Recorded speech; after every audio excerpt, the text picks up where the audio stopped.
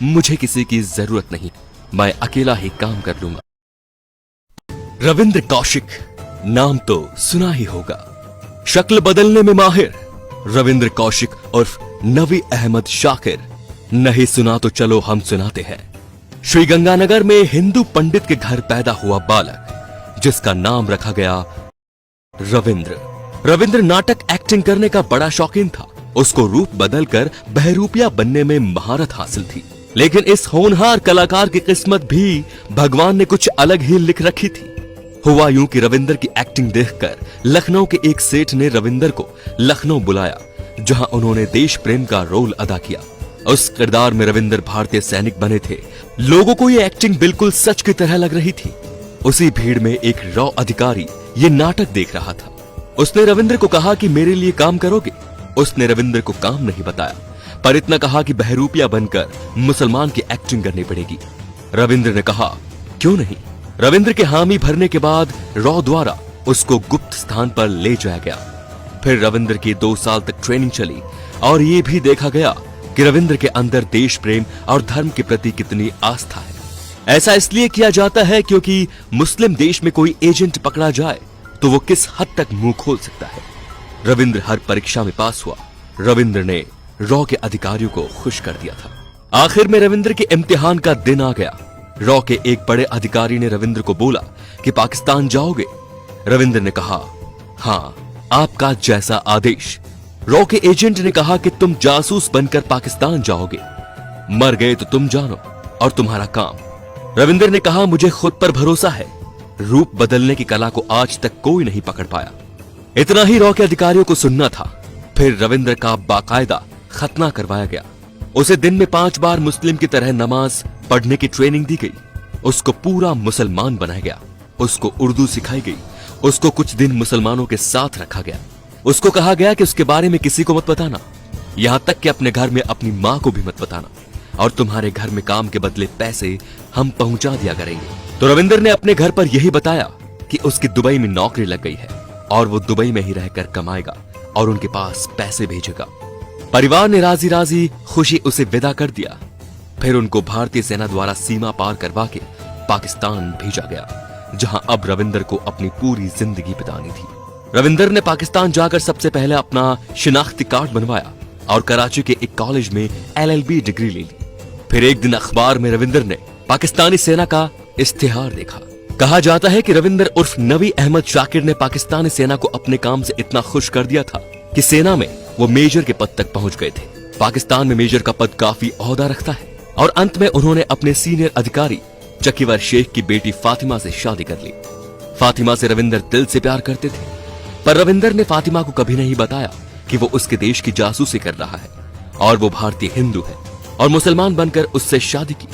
वो भारत को पाकिस्तान से कई महत्वपूर्ण सूचनाएं भेज रहा था। इधर रॉ के अधिकारी खुश और पाकिस्तान में पाकिस्तानी सेना उसके काम से खुश। सब बढ़िया चल रहा था, पर कांग्रेस की सरकार से एक बहुत बड़ी चूक हो गई। हुआ यूं कि कांग्रेस की सरकार चाहती थी कि रविंद्र की सहायता के लिए एक और आदमी पाकिस्तान भेजा जाए। रविंद्र से इस बारे में जब पूछा गया तो रविंद्र ने कहा मुझे किसी की जरूरत नहीं है, मैं अकेला ही काम कर लूंगा। और कांग्रेस सरकार के दबाव में रविंद्र को हामी भरनी पड़ी। फिर एक और रॉ के एजेंट को तैयार करके पाकिस्तान रवाना किया गया। उसने भारत बॉर्डर तो पार कर लिया, पर रुक गया एक होटल पर चाय पीने, जहां कुछ पाकिस्तानी सैनिक पहले से ही बैठे थे। उन सैनिकों को इस एजेंट की बोलचाल से शक हो गया। सैनिकों ने उस एजेंट को पकड़ लिया और पूछा कि कौन हो तुम। उस मूर्ख एजेंट ने बोला कि मैं भारत से आया हूं मेरे दोस्त से मिलने, पर समय ही खराब था। उनमें से एक ने कहा बुला कौन है तेरा दोस्त, नहीं तो गोली मार दूंगा। इतना सुनते ही वो रॉ का एजेंट शुरू हो गया और बोला कि मैं रॉ का एजेंट हूं, यहां पर मौजूद पहले से ही रॉ के एजेंट की मदद करने आया हूं, और जो आपके सेना में मेजर हैं, जिसने हिंदू होते हुए भी मुस्लिम लड़की से शादी की, ये सब उसने बोल दिया। पाकिस्तानी सेना एकदम हक्का बक्का रह गई। सेना के एक सैनिक ने कहा तुम उससे कहां पर मिलने वाले थे? उससे उसी प्लान के मुताबिक मिलो, पर उसे शक नहीं होना चाहिए। प्लान के मुताबिक सुबह उसने रविंद्र को जिन्ना उद्यान में बुलाया। रविंद्र समय पर पहुंच गया। दोनों ने हाथ मिलाया। पहले से ताक में बैठे पाक सैनिकों ने रविंद्र को दबोच लिया। खैर रविंद्र को डाल दिया गया पाकिस्तान की अंडरग्राउंड जेल में, जहां न सूरज की रोशनी थी न चांद की ठंडक थी तो बस गुमनामी। कहते हैं रविंदर को उस बैरक में 12 दिनों तक बिना खाने के रखा। रविंदर के लिए जेल की बैरक के ऊपर से पानी डाला जाता था, उतना ही जीना कि वो जीवित रह सके। रविंदर जेल में चाट चाट कर पानी पीते थे। 12 दिन बाद रविंदर को अदालत में पेश किया गया, जहां उन्हें फांसी की सजा सुनाई गई। पर पाकिस्तान की कुछ मानवाधिकार वाली संस्थाओं ने इस फांसी को उम्र कैद में तब्दील करवा दिया। रविंद्र को 12 दिन तक उस गुप्त बंद कमरे में रखने से रविंद्र को हृदय की बीमारी हो गई, जिसका न तो पाकिस्तान की जेल ने इलाज करवाया और न ही उन्होंने इसका हाल जानना चाहा। रविंद्र को अब रोज सुबह से शाम तक खाने में पिटाई, भयंकर पिटाई के अलावा कुछ नहीं मिलता था। इस बीच रविंद्र अपने घर पर खत भी लिखा करता था, जो आज भी उसके घर पर मौजूद है, जिसमें रविंद्र लिखा करता था कि मैं कोई दुबई कमाने नहीं गया, मैं जासूसी करने पाकिस्तान गया हूं, जहां मुझे भारत सरकार की गलती के कारण धर लिया गया है। मैं भारत सरकार के लिए इस पराये मुल्क के लिए आया। मैंने उसको जानकारियां दी, मैंने उनको सन 71 के युद्ध को जीतने में बहुत सहायता की। इंदिरा गांधी ने मुझे ब्लैक टाइगर की उपाधि दी। अब मुझे टीबी और हृदय रोग हो गया है, जिसका इलाज इस मुल्क में नहीं है। मुझे बचा लो, मैं भारत की जमीन पर मरना चाहता हूँ। रविंद्र के पिता बार बार भारत के नेताओं से मिलते रहे। नेताओं ने इतना ही कहा कि उसने एग्रीमेंट साइन किया है कि पकड़ा गया तो उसकी कोई सहायता नहीं होगी। और अंत में 2001 में पाकिस्तानी टॉर्चर सहते सहते रविंद्र ने पाकिस्तान की जेल में प्राण त्याग दिए। भारत सरकार ने रविंद्र का शव लेने से भी इनकार कर दिया। पाकिस्तान की नीचता भी गजब है। उन लोगों ने रविंद्र का शव कचरे के साथ जला दिया। कहा जाता है कि रविंद्र की मुस्लिम पत्नी भी उससे मिलने एक बार जेल आई थी। उसने बस यही पूछा था कि क्यों किया मेरे साथ ऐसा। रविंद्र का जवाब था, मेरे देश के लिए। फिर वो उससे मिलने कभी नहीं आई। रविंद्र और उस मुस्लिम महिला का एक बेटा भी है, जो पाकिस्तान में ही रहता है। रविंद्र इतना महान रूप बदलू था कि वो पाकिस्तानी फौज में मेजर रहते हुए 5 बार अपने परिवार से मिलने आया था और ऐसे छुट्टियां बिताई जैसे कोई भारतीय फौजी अपने घर पर छुट्टियां बिताने आता हो। पर कभी पाकिस्तान को उस पर शक नहीं हुआ। बस कांग्रेस सरकार की एक छोटी सी गलती रविंद्र को ले डूबी। तो ऐसे महान वीरों के लिए एक शेर तो बनता है दोस्तों, भारत मां के सच्चे सपूत को मेरा दिल से सलाम। भारत माता की जय। धन्यवाद।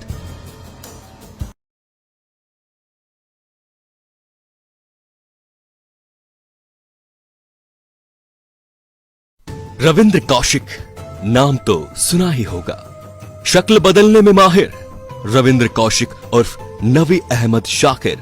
नहीं सुना तो चलो हम सुनाते हैं। श्री गंगानगर में हिंदू पंडित के घर पैदा हुआ बालक, जिसका नाम रखा गया रविंद्र। रविंद्र नाटक एक्टिंग करने का बड़ा शौकीन था। उसको रूप बदलकर बहरूपिया बनने में महारत हासिल थी। लेकिन इस होनहार कलाकार की किस्मत भी भगवान ने कुछ अलग ही लिख रखी थी। हुआ यूं कि रविंद्र की एक्टिंग देखकर लखनऊ के एक सेठ ने रविंद्र को लखनऊ बुलाया, जहां उन्होंने देश प्रेम का रोल अदा किया। उस किरदार में रविंद्र भारतीय सैनिक बने थे। लोगों को ये एक्टिंग बिल्कुल सच की तरह लग रही थी। उसी भीड़ में एक रॉ अधिकारी ये नाटक देख रहा था। उसने रविंद्र को कहा कि मेरे लिए काम करोगे। उसने रविंद्र को काम नहीं बताया, पर इतना कहा कि बहरूपिया बनकर मुसलमान की एक्टिंग करनी पड़ेगी। रविंद्र ने कहा क्यों नहीं। रविंद्र के हामी भरने के बाद रॉ द्वारा उसको गुप्त स्थान पर ले जाया गया। फिर रविंद्र की 2 साल तक ट्रेनिंग चली और ये भी देखा गया कि रविंद्र के अंदर देश प्रेम और धर्म के प्रति कितनी आस्था है। ऐसा इसलिए किया जाता है क्योंकि मुस्लिम देश में कोई एजेंट पकड़ा जाए तो वो किस हद तक मुंह खोल सकता है। रविंद्र हर परीक्षा में पास हुआ। रविंद्र ने रॉ के अधिकारियों को खुश कर दिया था। आखिर में रविंद्र के इम्तिहान का दिन आ गया। रॉ के एक बड़े अधिकारी ने रविंद्र को बोला कि पाकिस्तान जाओगे। रविंद्र ने कहा हाँ, आपका जैसा आदेश। रॉ के एजेंट ने कहा कि तुम जासूस बनकर पाकिस्तान जाओगे, मर गए तो तुम जानो और तुम्हारा काम। रविंद्र ने कहा मुझे खुद पर भरोसा है। रूप बदलने की कला को आज तक कोई नहीं पकड़ पाया। इतना ही रॉ के अधिकारियों को सुनना था। फिर रविंद्र का बाकायदा खतना करवाया गया। उसे दिन में 5 बार मुस्लिम की तरह नमाज पढ़ने की ट्रेनिंग दी गई। उसको पूरा मुसलमान बनाया गया। उसको उर्दू सिखाई गई। उसको कुछ दिन मुसलमानों के साथ रखा गया। उसको कहा गया कि उसके बारे में किसी को मत बताना, यहां तक कि अपने घर में अपनी मां को भी मत बताना, और तुम्हारे घर में काम के बदले पैसे हम पहुंचा दिया करेंगे। तो रविंद्र ने अपने घर पर यही बताया कि उसकी दुबई में नौकरी लग गई है और वो दुबई में ही रहकर कमाएगा और उनके पास पैसे भेजेगा। परिवार ने राजी राजी खुशी उसे विदा कर दिया। फिर उनको भारतीय सेना द्वारा सीमा पार करवा के पाकिस्तान भेजा गया, जहां अब रविंदर को अपनी पूरी जिंदगी बितानी थी। रविंदर ने पाकिस्तान जाकर सबसे पहले अपना शिनाख्ती कार्ड बनवाया और कराची के एक कॉलेज में LLB डिग्री ले ली। फिर एक दिन अखबार में रविंदर ने पाकिस्तानी सेना का इश्तिहार देखा। कहा जाता है कि रविंदर उर्फ नबी अहमद शाकिर ने पाकिस्तानी सेना को अपने काम से इतना खुश कर दिया था कि सेना में वो मेजर के पद तक पहुंच गए थे। पाकिस्तान में मेजर का पद काफी ओहदा रखता है और अंत में उन्होंने अपने सीनियर अधिकारी चकीवर शेख की बेटी फातिमा से शादी कर ली।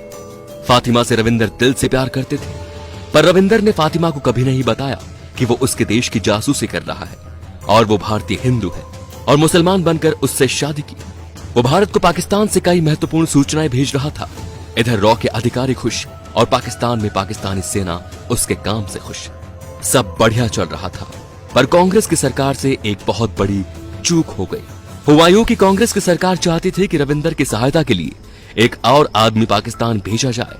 रविंदर से इस बारे में जब पूछा गया तो रविंदर ने कहा, मुझे किसी की जरूरत नहीं है, मैं अकेला ही काम कर लूंगा। और कांग्रेस सरकार के दबाव में रविंदर को हामी भरनी पड़ी। फिर एक और रॉ के एजेंट को तैयार करके पाकिस्तान रवाना किया गया। उसने भारत बॉर्डर तो पार कर लिया, पर रुक गया एक होटल पर चाय पीने, जहां कुछ पाकिस्तानी सैनिक पहले से ही बैठे थे। उन सैनिकों को इस एजेंट की बोलचाल से शक हो गया। सैनिकों ने उस एजेंट को पकड़ लिया और पूछा कि कौन हो तुम। उस मूर्ख एजेंट ने बोला कि मैं भारत से आया हूं मेरे दोस्त से मिलने, पर समय ही खराब था। उनमें से एक ने कहा, बुला कौन है तेरा दोस्त, नहीं तो गोली मार दूंगा। इतना सुनते ही वो रॉ का एजेंट शुरू हो गया और बोला कि मैं रॉ का एजेंट हूं, यहां पर मौजूद पहले से ही रॉ के एजेंट की मदद करने आया हूं, और जो आपके सेना में मेजर है जिसने हिंदू होते हुए भी मुस्लिम लड़की से शादी की, ये सब उसने बोल दिया। पाकिस्तानी सेना एकदम हक्का बक्का रह गई। सेना के एक सैनिक ने कहा, तुम उससे कहां पर मिलने वाले थे? उससे उसी प्लान के मुताबिक मिलो, पर उसे शक नहीं होना चाहिए। प्लान के मुताबिक सुबह उसने रविंदर को जिन्ना उद्यान में बुलाया। रविंदर समय पर पहुंच गया। दोनों ने हाथ मिलाया। पहले से ताक में बैठे पाक सैनिकों ने रविंदर को दबोच लिया। खैर, रविंदर को डाल दिया गया पाकिस्तान की अंडरग्राउंड जेल में, जहां न सूरज की रोशनी थी न चांद की ठंडक थी तो बस गुमनामी। कहते हैं रविंदर को उस बैरक में 12 दिनों तक बिना खाने के रखा। रविंदर के लिए जेल की बैरक के ऊपर से पानी डाला जाता था, उतना ही जीना कि वो जीवित रह सके। रविंदर जेल में चाट चाट कर पानी पीते थे। 12 दिन बाद रविंदर को अदालत में पेश किया गया, जहां उन्हें फांसी की सजा सुनाई गई। पर पाकिस्तान की कुछ मानवाधिकार वाली संस्थाओं ने इस फांसी को उम्र कैद में तब्दील करवा दिया। रविंद्र को 12 दिन तक उस गुप्त बंद कमरे में रखने से रविंद्र को हृदय की बीमारी हो गई, जिसका न तो पाकिस्तान की जेल ने इलाज करवाया और न ही उन्होंने इसका हाल जानना चाहा। रविंद्र को अब रोज सुबह से शाम तक खाने में पिटाई, भयंकर पिटाई के अलावा कुछ नहीं मिलता था। इस बीच रविंद्र अपने घर पर खत भी लिखा करता था, जो आज भी उसके घर पर मौजूद है, जिसमें रविंद्र लिखा करता था कि मैं कोई दुबई कमाने नहीं गया, मैं जासूसी करने पाकिस्तान गया हूं, जहां मुझे भारत सरकार की गलती के कारण धर लिया गया है। मैं भारत सरकार के लिए इस पराये मुल्क के लिए आया। मैंने उसको जानकारियां दी, मैंने उनको सन 71 के युद्ध को जीतने में बहुत सहायता की। इंदिरा गांधी ने मुझे ब्लैक टाइगर की उपाधि दी। अब मुझे टीबी और हृदय रोग हो गया है, जिसका इलाज इस मुल्क में नहीं है। मुझे बचा लो, मैं भारत की जमीन पर मरना चाहता हूँ। रविंद्र के पिता बार बार भारत के नेताओं से मिलते रहे। नेताओं ने इतना ही कहा कि उसने एग्रीमेंट साइन किया है कि पकड़ा गया तो उसकी कोई सहायता नहीं होगी। और अंत में 2001 में पाकिस्तानी टॉर्चर सहते सहते रविंद्र ने पाकिस्तान की जेल में प्राण त्याग दिए। भारत सरकार ने रविंद्र का शव लेने से भी इनकार कर दिया। पाकिस्तान की नीचता भी गजब है। उन लोगों ने रविंद्र का शव कचरे के साथ जला दिया। कहा जाता है कि रविंद्र की मुस्लिम पत्नी भी उससे मिलने एक बार जेल आई थी। उसने बस यही पूछा था कि क्यों किया मेरे साथ ऐसा। रविंद्र का जवाब था, मेरे देश के लिए। फिर वो उससे मिलने कभी नहीं आई। रविंद्र और उस मुस्लिम महिला का एक बेटा भी है, जो पाकिस्तान में ही रहता है। रविंद्र इतना महान रूप बदलू था कि वो पाकिस्तानी फौज में मेजर रहते हुए 5 बार अपने परिवार से मिलने आया था और ऐसे छुट्टियां बिताई जैसे कोई भारतीय फौजी अपने घर पर छुट्टियां बिताने आता हो। पर कभी पाकिस्तान को उस पर शक नहीं हुआ। बस कांग्रेस सरकार की एक छोटी सी गलती रविंद्र को ले डूबी। तो ऐसे महान वीरों के लिए एक शेर तो बनता है दोस्तों, भारत माँ के सच्चे सपूत को मेरा दिल से सलाम। भारत माता की जय, धन्यवाद। रविंद्र कौशिक नाम तो सुना ही होगा, शक्ल बदलने में माहिर